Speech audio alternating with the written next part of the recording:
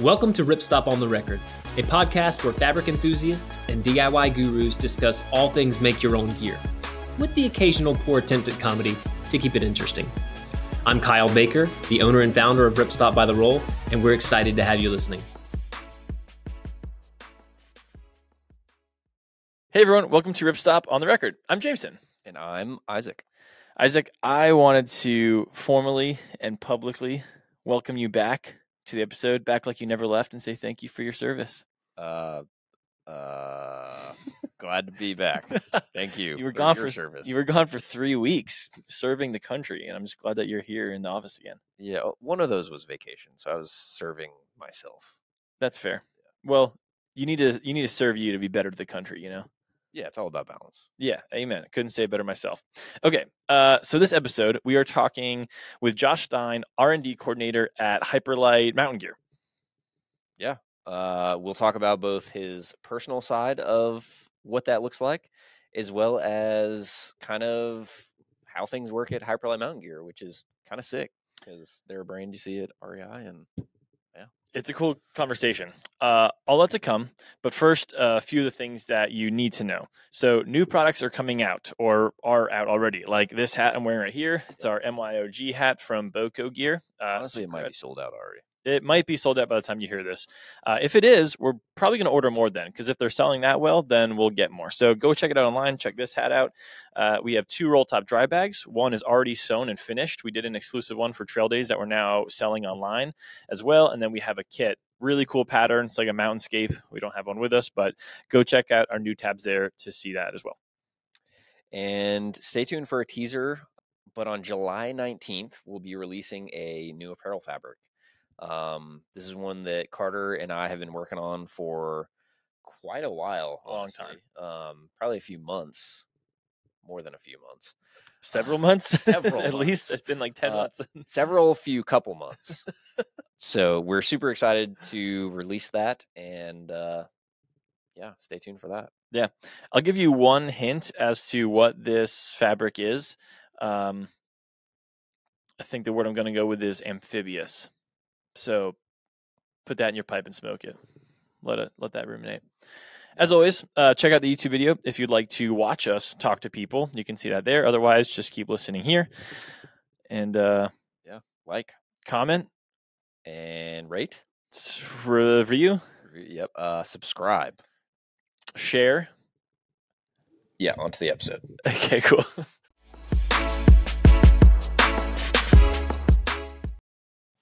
All right, so we're here with Josh. Josh, welcome to Ripstop on the Record. Yeah, thanks for having me, guys. Super excited. Yeah, so to start out, actually, what is your title again? I am the research coordinator for R&D.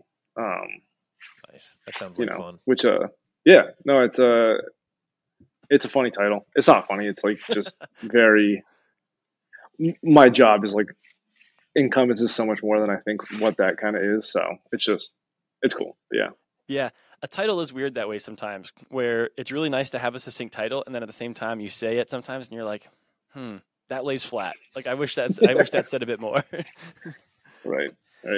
So being the in R&D, naturally, you're on the podcast. You're a maker of sorts. How did you get into making? Like, what was your first foray into sewing gear? Totally. So I kind of like dove down the ultralight rabbit hole in 2019 in prepping to hike the AT in 2020. And then in that, like, I don't know, that winter, I kind of started to explore the options of like making my own stuff. There were a lot of like really cool ultralight and like fairly like more simple designs, which is like what was so awesome about them. You know, they weren't overly complicated. That I was like, oh, you know, like I could probably try that out and see how it went. So I actually like utilize you guys obviously, and the MYOG subreddit to just kind of like learn more about it. Ended up buying Stephen Jones's or the Bag Buff, the Mountain Flyer, and then his like, you know, sew along tutorial, which was like so helpful. I mean, that really just kind of like broke that wall down, which was awesome. And then for like other stuff too, like I utilized Tim from learnmyog.com. Yeah, Okay. which again, like he was an awesome like free resource too. And then I ended up buying a couple of his patterns in the beginning as well. Got super into it. And then I was supposed to hike the AT in March, and then COVID happened. So I was like, well, I guess I'm going to double down. So I just ended up making backpacks for like 6 months Nice. while like working obviously full time still, but it kind of consumed me, which was great because it was like an outlet. So I wasn't like super sad about not hiking, but that's kind of, how it went. What kind of machine were you using? Did you start on like an industrial or? Totally. So I used a Kenmore. I can't even remember what the model was, but it was my grandmother's old machine. Nice. It was like all metal internal pieces, which is awesome. But you're trying to cram, a layer of webbing and then fabric and then 3/8 inch foam and then spacer mesh, and like you're jamming the presser foot down with a ruler and like hoping that the stitches catch, and like half the time they don't, so you're just like so frustrated.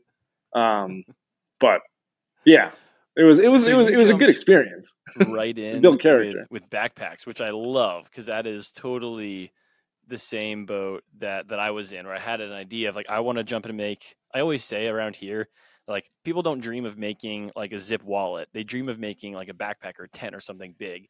Was that your first time sewing? Was that backpack? No, I think I had actually, I had gotten or downloaded one of the Learn MYOG. I think it was the fanny pack pattern, and I ended up using like some like scrap felt that my like mom had, and did that. Which like I was like, okay, like this kind of works. And then I ended up buying a couple yards of the Hex 70 nylon from you guys, which like was like that was like an adjustment because it like stretched a lot, and like in cutting I was like, oh man. And then like sewing it together, I was like, well, this is obviously something that I need to get more used to. Yeah, exactly. So it was an experience, but it was great to have all that, the whole process. Nice. Do you get to do much making on the job now at Hyperlite? Like, do you get to end up on a sewing machine much? I honestly, yeah, I do. I think like that's like a unique thing about working here in R&D. We are like actively like making prototypes. I mean, we also have like access to the shop outside of work too. So like there's been plenty of times where I'll like make like an alpha fleece or whatever, a duffel bag or something. Awesome. Yeah, I think like I wouldn't say half the time, but like a good 25% of the time I'm on a sewing machine, which I really like too, because that also helps just like dial in like the building process and all those steps and stuff like that. Yeah. That's super sick, actually. That's kind of cool, because like one question I'll get to later, because I want to talk about Hyperlite some, and Hyperlite's on this really interesting cusp of like post-cottage to not corporate, but like whatever post-cottage is, where it's not a one-man show, but it's really cool to envision you. I mean, because not that you're the face of Hyperlite, but in this podcast, you are somewhat representing them. It's cool to imagine there's still people behind the machine there. Because I mean, you don't normally see stuff in REI and think that there are people behind that. Like we see Gregory and Deuter and like all these pack companies, and they're like, yeah, it's cool. And there's like 3 million people back there, and like they're whatever. So it's cool to imagine people still like ripping out prototypes on machines in Maine, which is really unique. I didn't know that about Hyperlite at all. Yeah, no, it's definitely like also one of my favorite aspects of the job, and I think everyone who's in the R&D room too would agree with that.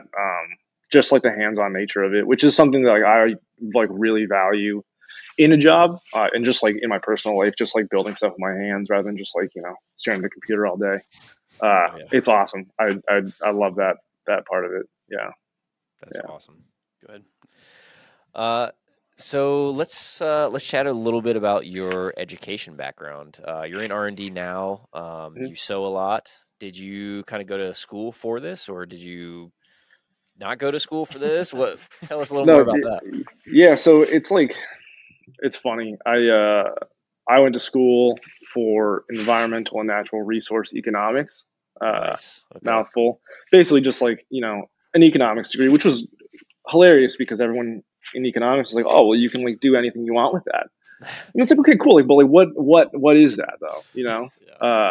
So I got a job in Portland for just like a startup there, and then I wasn't super happy with it. Again, kind of like staring at the computer all day, and just when I made the decision that I was like, I want to hike the AT. This was in 2020, and that didn't necessarily work out. So because of COVID, as that goes.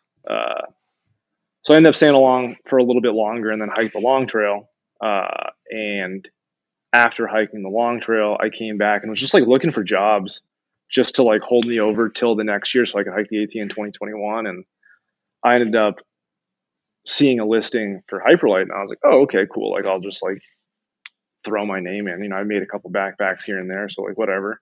And they ended up giving me a job on the production line, which was cool. So I ended up doing that for until March of 2021. And I was like, hey, I'm gonna go hike the AT, and they were like, oh, that's like cool, like whatever you need, like we got you. And I was like, well, I like made a backpack, and I'd like to make a tarp too. And they're like, oh, well, okay, well that's really cool. So I ended up getting like brought up to the like the office, and people pick my brain and stuff like that, and then the rest is kind of history, I guess. Yeah, one thing led to another, huh? Yeah, no, it's like one of those things where I like never in a million years could have planned it out the way that I did. I remember talking to my buddy Spencer and like being like, should I take a job at the post office just because it's like I don't have any commitment, or should I just like roll the dice on this? And I'm so glad that I did because obviously like I'm here now, but very thankful for the opportunities. Like, yeah, very thankful. That's really cool. Yeah, super cool. So we've kind of talked about your job a little bit. You get to be on a sewing machine, super cool. What would you say is like your number one favorite aspect of your job? Yeah, I mean, again, definitely like working with my hands. I think that's like one of the biggest things for me. And then the other thing is too, like I'm like, unfortunately, like gear obsessed. So it's like yes. it aligns very well. Aren't we all? I have more backpacks and yeah, exactly. I have more backpacks and tents and all that stuff than I know that I should have. And the occasional like gear closet purge like does happen, but unfortunately justifying things is a little too easy for me. But like being so close to like this like activity and like community, I guess, that I'm like so passionate about. It's really cool to like be able to be a part of like a company that makes for that. So yeah, no, it's yeah. I feel like there's two aspects that I want to talk about here. There's like, I want to talk about like Josh's preferences and stuff, because I'm really interested on like what a mainstream gear designer, if you will, what interests you and what you see. But I also want to talk about like Hyperlite side of things. So let's start with the Hyperlite side. Earlier you talked about R&D and testing and stuff like that. I kind of want to talk about the process of design. Like Hyperlite's come out with a couple big products recently. I mean, the Schemo pack is a fairly big one for you all. I mean, it's not something that many people in like the ultralight industry. Well, I mean, it's definitely ultralight, but this season, I guess you hear a lot about thru-hikers and stuff. So the Schemo might be not something that a ton of people are popular with. And then also recently, the one-person shelter. So you guys have some cool stuff. So what can you tell us about the process of design that you all take at a huge level, where you're making, a lot of people we talk to are making 50, 100, couple hundred total of their packs. They're not making thousands like you are. What does that look like? Totally. So, I mean, like first and foremost, like we do a lot of like, listening, obviously. And I think like a ski pack is something that people have been asking us at shows for like years.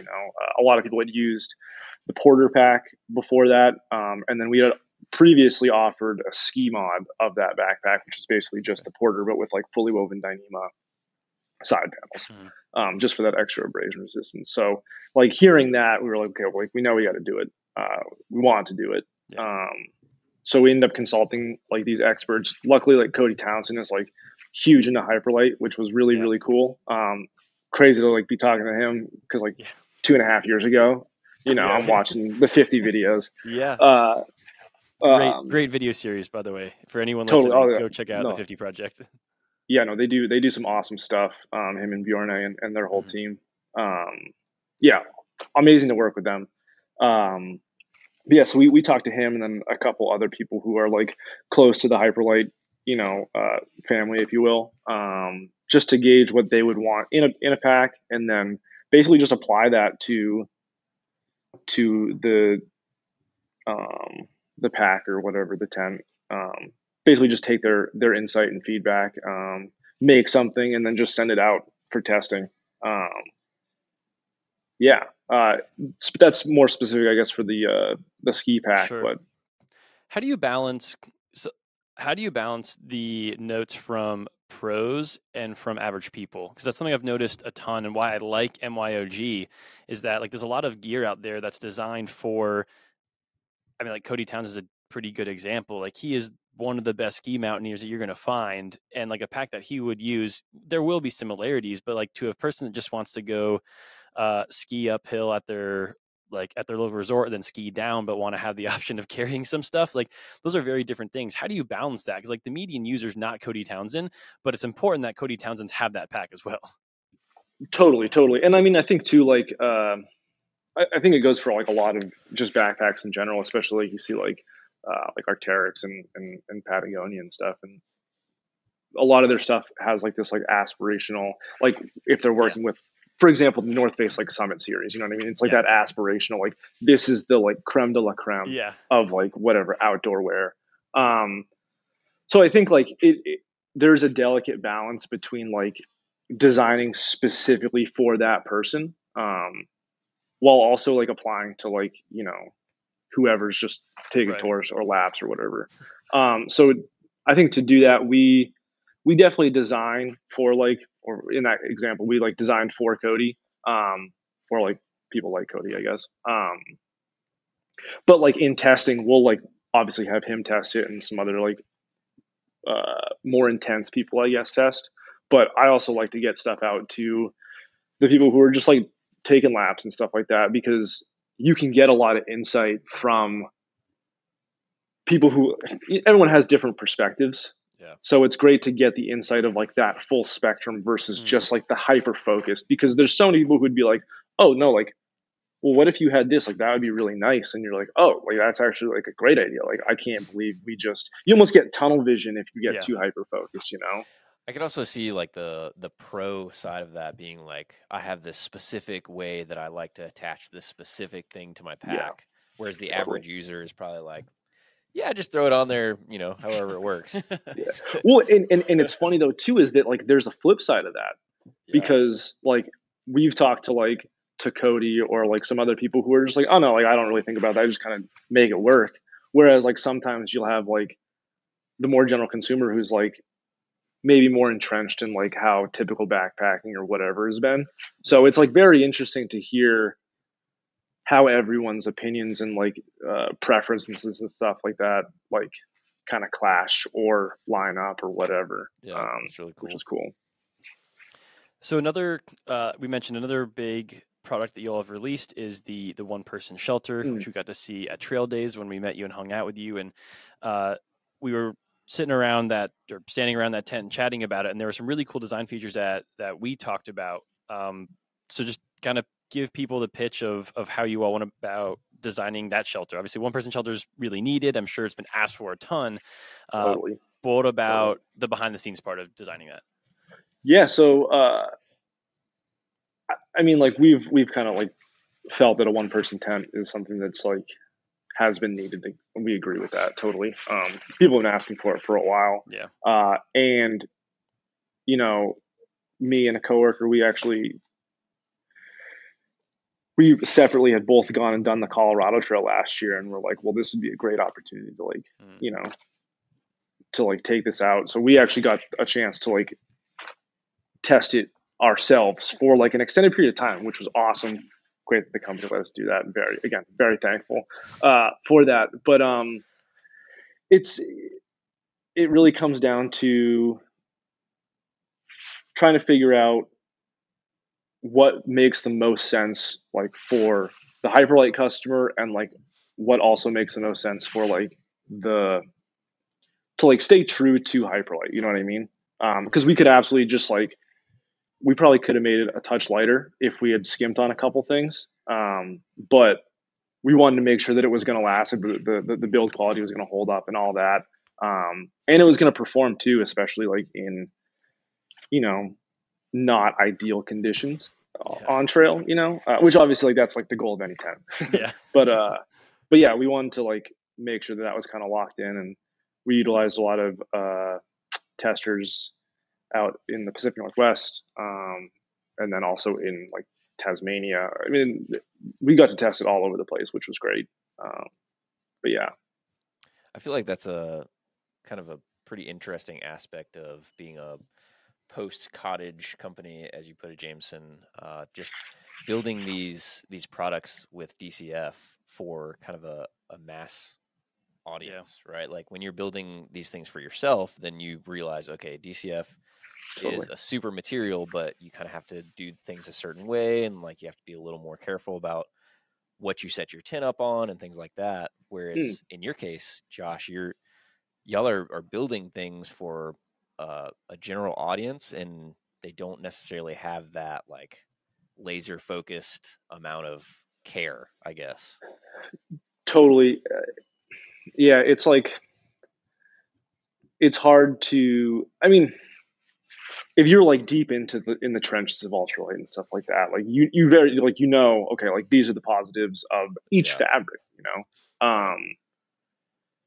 but again, like we sell our backpacks in REI, you know what I mean? Yeah. So just anybody can, find your backpack and be like, oh, this looks cool. I'm going to, tie it up to my bumper and drag it behind the car. Oh yeah. They're like, oh, well, we've seen people who've like checked a bag in like TSA for the plane, and which I would never recommend doing with any backpack. No. But all of a sudden it gets caught in the conveyor belt, and straps get ripped off or whatever, and you're like, well, you shouldn't check your backpack, man. That's just, if there's any advice I have, put it in a duffel bag or a cardboard box.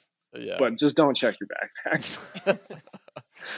Yeah. Something that we talk about a lot here is the fabric application triad, which we call like price, durability, and weight. And normally you can choose between, you have to prioritize them, but you have to figure out which one's going to be at the top. For you all, like, do you go through something like that where you have to balance if you're going to go with the lightest thing versus the most durable thing? And if so, how do you do that? Or we'll get kind of more to DCF later specifically, but when you're going through panel design and hardware and stuff like that, how do you decide if you're going to go lighter versus more durable versus more cost effective or whatever it is? Totally. I think it really just comes down to like, we have our own, like, I think you call it like triad. It's like ours, it's durability, weight, and like water resistance, waterproofness, basically.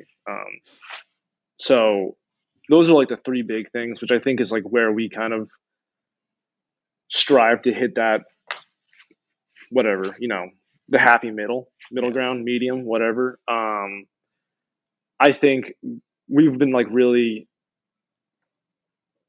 laser focusing on like how to shave off those like extra grams where you can, you know what I mean? Rather than just like dropping down fabric weight or like reinforcement sticker weight or the size, just kind of seeing what makes the most sense for whatever the application is, and where it's like actually acceptable to cut the weight, and where you might want to have a little bit more. So, yeah. What are ways, like, would you have tips for people that are making gear at home of ways that they can like shave grams a little bit here or there? Just, I mean, generally speaking. I mean, it's hard. That's like it's hard to have a blanket answer for that because it's so dependent on like what you're doing. I think like, you can shave a lot of weight. I don't even want to say a lot. You can shave weight by using different fabrics. It really depends. Like on a tent, if you go from like a 0.8 DCF to a 0.51 DCF fly, you're going to save, depending on the tent, anywhere from like an ounce to 3 to 5, whatever. You know what I mean? On a backpack, if you're going from,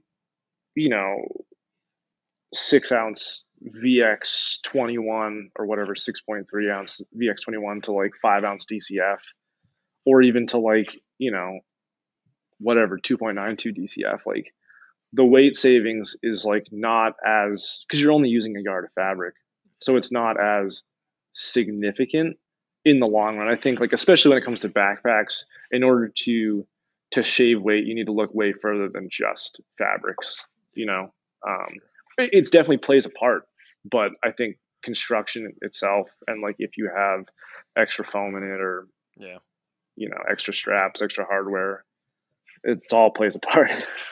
So tell me if this is something that I'm allowed to say. We can take it otherwise. But when we were chatting about the tent at Trail Days, you mentioned how you all used a narrow tape and how that saved a ton of weight over time. How did you guys end up there? Because that's something that, granted, not the most experience, but I was like, damn, that was simple. Why didn't I think about just using a more narrow tape to save some weight?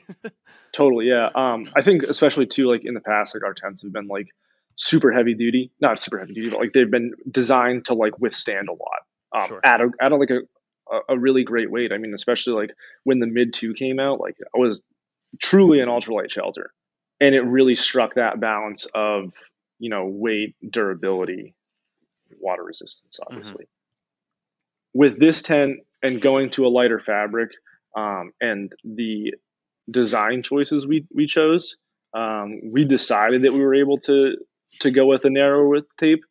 It's not like significantly more narrow, but we found that it had plenty of adhesion, especially where the stresses are. It's more of like a along the seam versus like a shear. So yeah, I think that was really it. I mean, it was just like an idea that we had one day. We were like, well, what if we just went narrower? Yeah. Oh, like that. There's no issues. Yeah. Because I think you and I started chatting about that, because I mentioned like some of the TNT tape. I was like, oh yeah, they gave it to us like 1.25 inches, and for like, it was really bulky, like pack seams. And you were like, opposite of that, actually. I'm like, holy smokes, this is such a good idea. Like normally it's easier to like do like a flat felt. It's a big seam, totally. And like 1.25 inches, like money. And then the opposite effect, I'm like, oh my gosh, like there's probably so many ways that we can do that. I mean, like we talk about all the time, like get narrow webbing. First of all, like you don't always have to have huge webbing on your pack, depending on what it is. Obviously, like other ways that you can kind of like narrow it down to still good effect. Oh, and it is actually like very surprising the amount of like weight you can save just by trimming off unnecessary adhesive and like whatever tape backing. It's like you're like, there's no way. And then you're like, well, I guess there is. Yeah. So, no, it's funny. What would you say is the hardest thing about designing gear? Personally, I think like, especially like coming into this industry from like an outside perspective, I never realized like what it actually took to not just like design a backpack, because I had like mocked up like a rough pattern, but like to design a backpack that is then going to like be like heavily tested by like many different people with many different like uses and purposes and stuff like that, and then like bring it to the market. Like that whole process, it's almost like building it is like the easy part, but it's just there's just so much more to it than I never ever would have imagined. And then for me, like the hardest part is when you go to release it, and now it's like under the microscope of everyone. And it's hard to like be like, okay, no, like I'm not gonna read the comments, even though like overwhelmingly like super positive, there's like always the one, and you're like, oh yeah, you're like, I could have just not read that. But I would say like that's, for me personally, like not to like make it into a joke, but like that's kind of the hard part, is like letting this thing go into the wild, and then have it be under the microscope. Because this is a equal parts question and statement, even though I'm probably going to say it more like a statement. For you, it's probably similar to like if you're just making a pack at home, where like there are endless number of additions that I would make to things that I would add to things that I've made. But like you don't, like when I finish a pack, I'm going to show it to Carter and Isaac. I'll show it to my wife. Yeah. And then it's probably going to live in a bucket for a long time. I might use it. No one on trail cares. No one on trail notices that it's homemade most of the time. I've had like, a handful of people like, where is that from? If they're really nerds. But like no one's going to critique it, and I'm just going to make a new one in like 6 months. I'm just going to add that thing that I didn't like. But you don't get that chance. You can't redo the pack that you've released.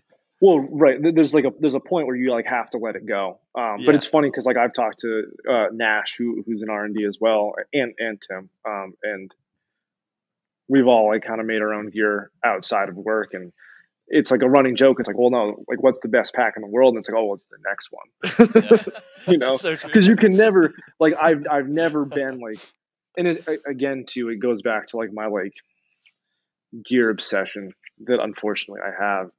There's so many different perfect packs for different things that it's hard. Yeah, it's so hard. It's even harder to try and explain that to your significant other, I need these though. Who doesn't share the same, love for gear and hobbies and things. Like trying to explain to my wife the difference between fly fishing and like just spin fishing. Yeah, it's all fishing to her, Like, yeah. But so what is like one of the projects, whether personally or professionally, that you're most proud of? I mean, I'm definitely like super proud of how the mid one has turned out. Really proud of like our team. I think we made a super competitive and like also just like a great tent. That's always going to be my go-to now, I think, unless I'm doing something weird or I want to convince myself again that I want to sleep under a tarpon bivvy. But I don't think that's going to happen anytime soon. It's a harder sell. Oh yeah, I think I've gotten rained on enough that I'm good on that. But I think truthfully though, like the biggest thing that I'm most proud of in terms of like us is like the R&D team and like just a company in general. We actually have had a long-standing relationship with a Nepalese Sherpa, this guy named Ang Lama, who runs a guiding service out in Nepal, where they take clients up Everest and stuff like that. But he has a really close relationship with like most of the Sherpas out there who are like on Everest and a lot of those 8,000 meter peaks. And we actually had the opportunity to outfit like 40 of those guys with custom packs this year, which was super cool. Just to like get packs in the hands of Sherpas, especially because like they're so critical to that entire industry. Some of those guys are the Khumbu ice doctors who like set the route up the Khumbu ice fall, which obviously is like inherently super dangerous, but like it just like super cool to be a part of a project and just like a give back, I guess you could say, to those folks. And then it's also awesome to see like this guy Kami Rita Sherpa, who just set the like record for the most number of Everest summits ever, and he had our backpack on. I was like, dude, like that's crazy. That's insane. That's so cool. Yeah. So I'm super proud of that whole push that the whole company did to do that for like more reasons than just one, I guess. But yeah. That's really cool. I guess you'll be heading up Everest next, huh? I don't know. I think my mom would be like, she'd have an aneurysm. And I don't know the big mountain stuff. It looks cool, but I don't know, man. I don't know. There's like a level of like risk tolerance that you need for that stuff that I don't know if I've like come to terms with yet. Yeah. So maybe one day, but I don't see that happening. I like to keep my feet closer to the ground. Yeah. What's your next like personal making project? Do you have something in mind that you are really itching to create? I mean, always, I guess. Dumb question, honestly. No. I've been thinking about making like some like quilts, stuff like that. I don't know, man. There's so many things that I like. Synthetic, like flashes. I would probably do down. I prefer the packability of it, and like I think the longevity too, but personal preference, Yeah. Is that a hot topic or a debate between people at a Ripstop or? Not necessarily a hot topic, but I will say synthetic quilts are much easier to make. Oh my God. Yeah. It's not even comparable. No. It's just like after you've sewn like 15 baffles and haven't Yeah. even like put the backside on, you're like, all right, dude, Yeah. I could have done this in like 3 stitch lines if I used synthetic. Yeah. Yeah. I did not prep you for this question at all, but it just came to mind. What's your personal gear list for like a 3-season couple nighter? Let's say I'll give you some parameters, so I'm not just throwing you out in the dark of like, what's your gear list? I can share my lighter pack with you if you want. Yeah. No, I'm just kidding. Where's Carter? Yeah. What's about the parameters though? Sorry. Oh yeah, no, yeah, like just 3-season, 1 to 2 nighter, something, not the top of Mount Washington, but also not like Florida swamp in August. Totally. I mean, I think like for the most part, like my 3-season gear list doesn't change too much. I might just bring like a heavier puffy or, leggings.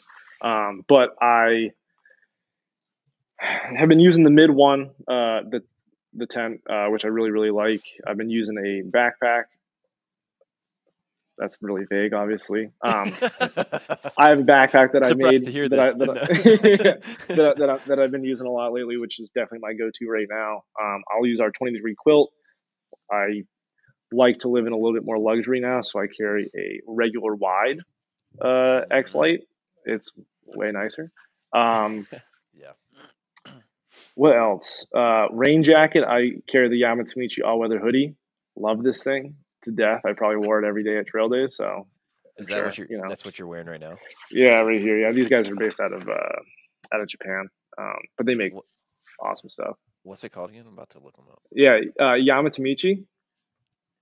I'm hoping that they just one day are like, oh, they're drop based, so it's like almost impossible to get something. Yeah. So I just aspire to hopefully be able to get another one day when this one eventually gets worn out. But yeah, so that's what, tent, quilt, backpack. I've been using like a 35-liter backpack lately. Okay.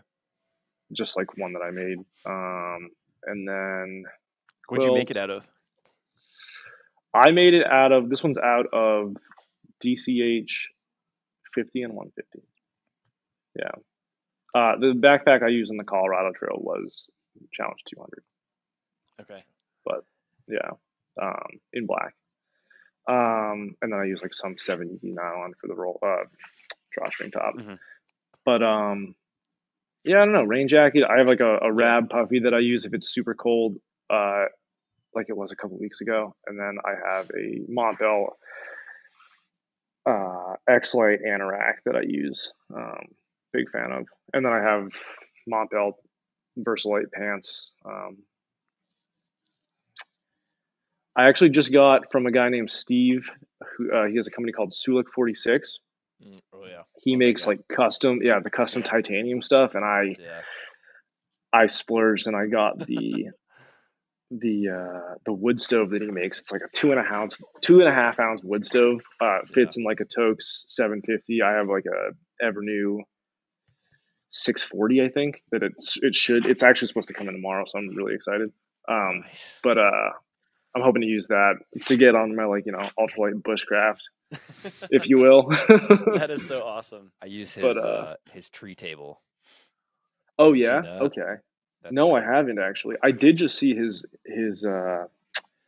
trowel, which looks actually like pretty comfortable to use. Yeah, it's got these brushed aluminum or rolled aluminum handles. So I was like, man, his stuff is really cool. Oh yeah. And he's super cool dude too. I've emailed him a couple times. Super responsive. I was trying to see if like this super small pot would fit inside the stove. And he's like, well, it's like a millimeter off. And I'm like, do you think it would work though? I was like, I don't think so. You're saying there's a chance. Yeah. So it was funny. You kind of alluded to it earlier by mentioning challenge. I want to talk about fabrics. Totally. And once again, I want to balance Josh versus Hyperlite. And so one, it's very obvious. Hyperlite loves DCF, as do we. We're huge sellers and proponents of Dyneema Composite Fabrics. But it is interesting in today's fabric climate. Makes it sound way too important than it is. Market. Yeah, today's fabric market. It's interesting that companies, especially pack companies, are using DCF still, which is really cool. So just chat about that. How did you end up staying with DCF so much when there's a lot of fabrics that exist? And what do you guys like about it? So, as far as like the history of the company goes, like Mike and Dan started the company in 2010, and before they even like sold the backpack, they had made, I don't know, 15, 20 backpacks and sent them up and down the AT and the PCT. Got like tens of thousands of miles on them, really, especially like in 2010, like, DCH, like pretty new fabric. Yeah. Very new. So they wanted to like do their due diligence to like make sure they like had something. And they did. And obviously like long-term testing came back and they were like, green light, let's go. So I think that still stays true today. We know that DCH works for all of our purposes. And like, while we're always messing around with new fabrics, testing new fabrics, we always want to make sure we're doing our due diligence. And I think too, like with our longstanding, like relationship with Dyneema, or DSM Avian now, we were in a more unique situation where we're able to like put the time to like do long-term field testing on it, before just like, saying, hey, we're going to go one way or the other. But I think like, as far as DCH goes, like I still really like it. I think like it crinkles, which breaks in eventually. But I mean, that's like such a minute thing to me. The noise, and I did notice with the newer challenge stuff too, the Ultra X, it kind of almost has a similar sound to it. But yeah, I think DCH is still a great fabric, and I think it's still very relevant today. Yeah, no, definitely. Yeah. Especially when it comes to DCF and 10 fabrics. But yeah, because I think the shelter side of things is, it's just a no-brainer, right? I mean, like your sill polys are going to be great, but they're going to be great to a weight, a certain weight, and then you're going to break down. But like, I don't think I'm getting in trouble by saying this, but there's no remote comparison to a 0.5 DCF shelter, or 0.8 even. Like, there's nothing that strong, that waterproof, and that lightweight, to use your triad at least. Totally. No, I completely agree. And I mean, it's great to see innovation in the market. I think that's super valuable. So yeah. What do you think is missing, if anything? Like, what fabric are you like, but this still doesn't exist? Or like, this fabric is good, but it's missing this aspect. Totally. Man, that's tough. It's like funny because like, 10 years ago they were like, it was like what? You had some DCH, but it was like mostly like 500D Cordura, 1000D Cordura, and then you might have had like VX21 or something. Yeah. And like now we have so many different variations and like so many different weave types and all this stuff. So there's so many options out there. What do I think is missing? I mean, there's always holes to be filled. It'd be great to have like a waterproof, breathable, like DCF. I would love to have that, for like a more alpine style tent or something like that. Yeah, I don't know. I think like there are some really great waterproof breathables from like Pertex and stuff like that. Like, this is made with Pertex. I can't remember exactly what it is, and it like actually functions very well as a waterproof breathable. But I think even still, like, their weights haven't like come down to where like 70, not like Ripstop nylon for like quilts have and stuff like that. Which obviously, like, there's like a trade-off because Sure. a jacket, you're going to tear it up if it's super lightweight. But yeah, I would love to see more of that stuff. But I also think too, like it'll all come, like the way that like innovation happens and like advancements happen. It's like what exponential is what they say. So Yeah. who knows in like 5 years, 10 years, like what Yeah. things we didn't even think of will probably be around, you know? Is there a fabric that's really exciting you personally now, like that one that you really want to make with for your own gear? I mean, like our, which is like not new by any means, but we have a 375 near fully woven Dyneema, which is like, I mean, I personally am not a huge fan of the term bomb proof, just because it's like used so much. But there was a post on like ultralight Reddit at one point where someone was like, if you don't put, or it was like the next person who calls their gear bomb proof has to put like a claymore in it and like do a video of the explosion. But I think like honestly, like the fully woven Dyneema is like probably the closest thing you get to like having something relatively successful to that. But I mean that stuff's, we use that on the head wall on the Prism, and that stuff's I don't think you could blow a hole in that thing if you wanted to. It's so durable, but expensive. So yeah. I want to get like semantics right or whatever. So when you say DCH, well, our users are most used to us hearing Dyneema Composite Fabric and then saying like 292 or 50 or the weights, because that's how we sell most of our stuff. What do you mean when you say DCH, and what does that encompass? Totally. So DCH is just like Dyneema Composite Fabrics, specifically the hybrid version. So like Gotcha. Any of our fabrics with the polyester facing. So we have the 50D polyester facing, which is the 3.5 ounce DCH for us. And then we use 150D DCH, which is 5.0 DCF. Whereas like DCF 5, DCF 8, DCF 11, those are all, 0.51, 0.8. Although, the weights, you go to different sources, and like DCF 8 is like 0.75, 0.74, 0.8. So it's all in that. That helps. That makes sense. I mean, as much as you can tell us, what's coming up for Hyperlite? I know you just released a huge product, so I don't mean to be greedy in the product world, but no, you're I have good. to ask. I think we're definitely branching out into more activities. I think I can say that. Nice. And we're also still staying true to, the backpacking, the ultralight, the thru-hiking, all that stuff. Which obviously with the launch of the mid one, I think that hopefully is is shown. You all there pretty nicely. I mean, I would imagine it's going to be a huge part of your consumer base there. Yeah. I'm really excited for what we have coming down the line, and even what's like slated for, after that. So yeah, I'm excited. Nice. What does that look like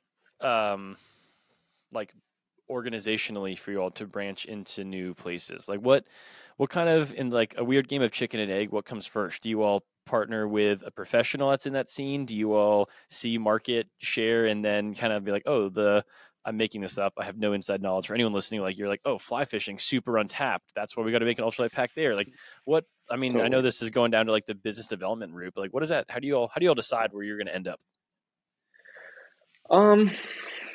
It's like hard to say. I mean, like sometimes we'll we work with Cody on the head wall, for example.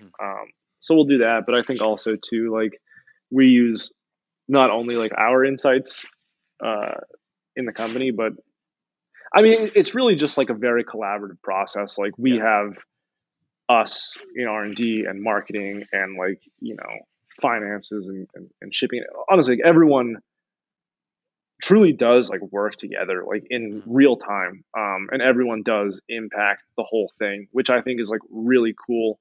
We're all pretty tight knit here, which is awesome. I really appreciate that. I'm like good friends with with everyone. Not that I'm like, I just Popular guy on I'm friends campus. with everyone. No, but yeah, no, man, it really comes down to like everyone's like collaborative efforts, Yeah. which is awesome. I mean, like I think like if you were to like look at, like a much larger company, for someone who's in R&D to like say that like one person is like actively making, decisions that will like impact the the final product, like in such a way that we are like in the R&D room. I think that's like a little more, it's not as common in bigger companies. Yeah. So it's Yeah. nice to feel like everyone's super valued, and everyone makes an impact. Yeah. I think this is probably an aspect that a lot of people would like to hear more about. I mean, we get it some at trail days, and we're like lower in the food chain, if you will. Like we're further away from the finished product than most people that you meet at trail days or in the outdoor industry, because you're making gear that people then have a connection to. But we're making the thing that people make gear that then have a connection to. It's like we're a little bit further away. So a lot of people but we get it, like, oh, you guys must have like the coolest job. You get to like work with like gear all day and stuff. And we're kind of far away from that, because if we're doing our job, we're working with the fabric a lot more than the gear. Then you make the gear, and then we hear you guys and we're like, that's super sick. But for you, what is it like working at a Hyperlite in this like post-cottage world where like you do get to sit down on a sewing machine? What about the other, you said roughly a quarter, and don't feel like you have to stay true to that number, but like other 75%, what's it like working with gear, seeing people thru-hike with stuff that you've designed, seeing people ski down some of the best ski descents in North America with stuff that you've designed? Totally. I mean, like, first and foremost, it's just like very cool to even just like see it out and be like, wow, I like for example, I think Cody had a picture of him with the head wall on, and I was like, he like posted on Instagram, and I was like, dude, like that's crazy. Yeah. Like I talked to that guy before and like had an impact on that backpack. So like what? So that's it's like almost like a surreal experience to a degree, which I think is really cool. But sorry, what was the rest of the question? I kind of hyper focused. Yeah, no, you're good. It wasn't a very good question. I just started rambling. No. Honestly. But yeah, what Oh, I mean, do you like what's the other aspects of my job? Is that what you're asking? Like the other yeah, like 75%, I guess. What else, or how? What's it like to work at a company where you're hands on, but you still are getting to produce thousands of quantities? Like, what's it like to work at a Hyperlite? Because I guess what I mean when I say like, what is it like to work at a Hyperlite? It's not, what are the hallways painted like and how's your coffee? It's like, what is it like to work at this figurehead of like, you guys have spearheaded the ultralight community. It's like one of the biggest mainstream ultralight packs that exist. You can get an REI. It's, Hyperlite means something more than the company name. It's like, oh, this is a huge entity that's like broken out of, that's gone beyond cottage and now mainstream. What's it like to work there, I guess, is kind of the broader picture, the question I'm not asking well. To me, who's like someone who like came from like the outside world of like, not like gear design and stuff like that, it's like just like, I guess, like flat out just like surreal. Super cool though to like be so deeply entrenched in like this thing that I personally love so much. I value it a lot. Yeah, I don't know. I think it's just like it's just a crazy thing to me. Like I like find myself thinking about it, like thinking back to like before when I was sitting at a desk, talking to people on the phone about X, Y, and Z at my old job, and I'm like, a lot has changed, man. And like I don't know how the hell I got here, but I'm glad I did. So I feel very, very, very lucky to be a part of it too. I think, like you said, like it's bigger than just like the name now. Like it's like a like the brand is like it's like this thing that lives, Yeah. So it's very cool to like be a part of that and like actively, work to making that thing grow. Yeah. you probably can't answer this, so just like blink twice if Hyperlite's going to make a running vest. That'd be great for me. No. I'm not going to blink at all. Isaac, I forgot to look at you and see if you had any questions. Just steamrolled over you. Do you have anything to ask Josh? Yeah, I was just gonna say, did you finally get to the AT? Oh, I did. Yeah, I Okay. hiked the AT in 2021. Nice. Which was an awesome time. I would Yeah. highly recommend it to anyone. I would do Oh, it that's again right. You said that tomorrow. You did say that. Okay. Yeah. No. Yeah. But yeah. Yeah. It was a good time. Yeah. Nice. Yeah. Do you have any plans for other long distance trails soon? I mean, always. There's always the dreams. the dreams. Exactly. Yeah. Yeah. But yeah, we'll see. Nice. We'll see. I'd like to get back out there. Yeah. Sorry, go ahead. I'm big into canoeing, so my like dream is the Boundary Waters, or like Oh, going nice. up to Canada. We actually, oh man, it'd been 2018 or 2019. We had a couple folks from Hyperlite go with some of like the folks who are like kind of within the circle, I guess you could say, of people who work here, and they did a trip in the Boundary Waters, which was really cool. Have you heard of the? I'm gonna butcher the name. I can't remember it, but it's this canoe trail that goes from Lake Champlain to the Atlantic Ocean, like through Vermont and like New Hampshire and Maine, and apparently it's like 700 miles, and there's only like 40 miles of portaging the whole way. That's pretty. I can't. It's like the northern woods and water. I can't remember. It's something like that though. I would just type in like New England long distance canoe trail. I was on the long trail in 2020, and this guy was telling me about it. I was like, what? But yeah, super cool though. That reminds me of another question that I like to ask people, and they're based in different places. But you're a New Englander. Hyperlite's based in New England as well. Do you feel like your design changes at all based on where you are from? Like your experience in the whites and in New England specifically, a ridiculously wet climate. Do you feel like that changes the way you design anything? Right.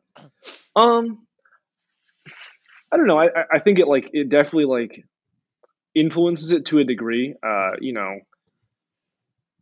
I'll probably think about condensation a little bit more, or just like weather resistance.